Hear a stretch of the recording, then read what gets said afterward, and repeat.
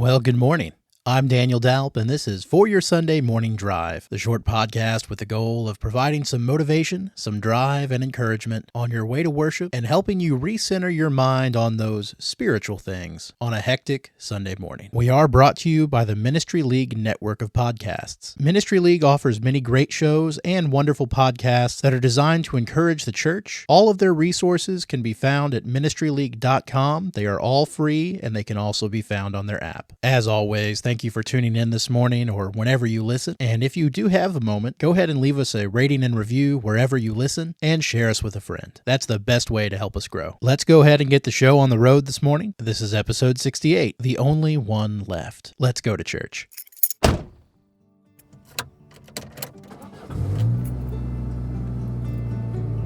Are we there yet?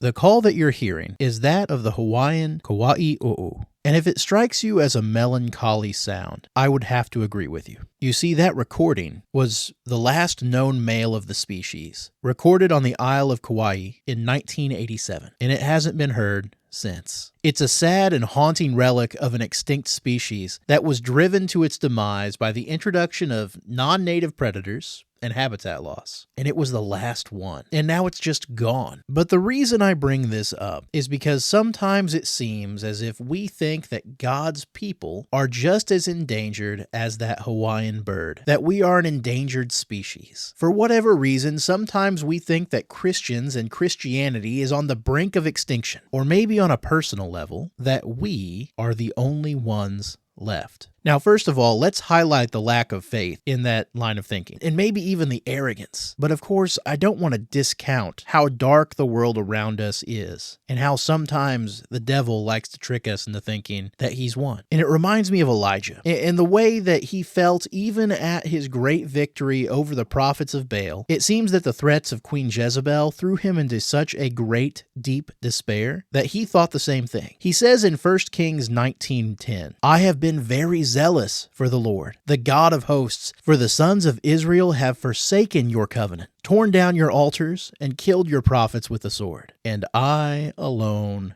am left, and they seek my life to take it away. I alone am left." To me, it feels like he's saying, God, I've done so much in your name and for your cause, but no one else around me is faithful. I'm the only one left. This is it. God, however, gently rebukes Elijah in verse 18. He says, "Yet I will leave 7,000 in Israel, all the knees that have not bowed to Baal, and every mouth that has not kissed him." Not so alone after all, it seems. And friend, do we need that reminder from God today? Let's say for just a moment that in a hypothetical world, our fears of being the only one left are realized. What's the worst case scenario? I think we can find some wisdom in the last words that Moses spoke to the Lord's people, and they gave comfort to them, and I think they can still ring true to us today. Deuteronomy chapter 31, verse 6, Moses says, "Be strong and courageous. Do not be afraid or tremble at them, for the Lord your God is the one who goes with you, and he will not fail you or forsake you."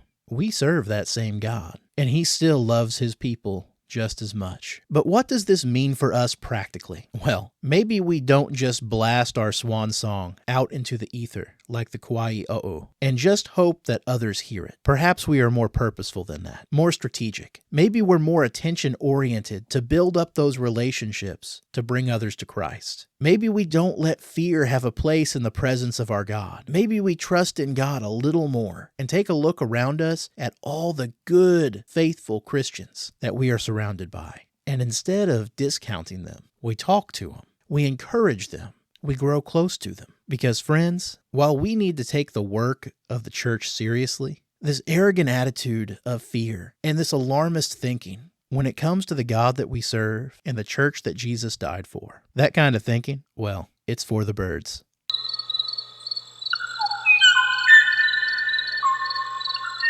Well, those are my thoughts for your Sunday morning drive. Now it's time to hear yours. You can always leave responses to our discussion questions on our website at foryoursundaymorningdrive.com. Our discussion questions for this week are, why do we so often feel alone? Are we taking the call to build up believers seriously? How close are you to your brethren? If you're not as close as you want to be, why is that? And are we thankful that God is faithful?